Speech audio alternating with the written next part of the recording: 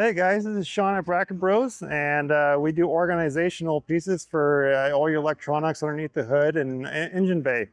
I want to walk you through one of our products. This is a full ecosystem. This one in particular is for a Ford Bronco 2021 and up, Group 48 or 94 battery. So essentially what you have here is this would be your OEM tie down. Fits over your OEM place, and you would remove this and you replace it with the bridge. Bridge fits over your OEM, unbolted just like you do factory, and that creates a system for your battery deck. Battery deck goes right on it.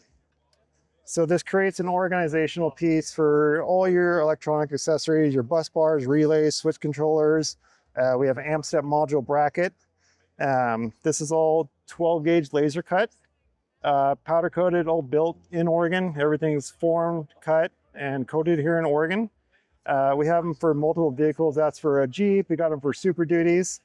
So this is the way we would consider it a complete ecosystem. And then while this is bolted down, you can simply unbolt it at your factory points and lift the whole thing off. These are all 832 carriage, so these are fully adjustable front and back. All the mounting is 832 carriage. And just get all at thebracketbros.com for any more questions. All right, thank you. Yeah.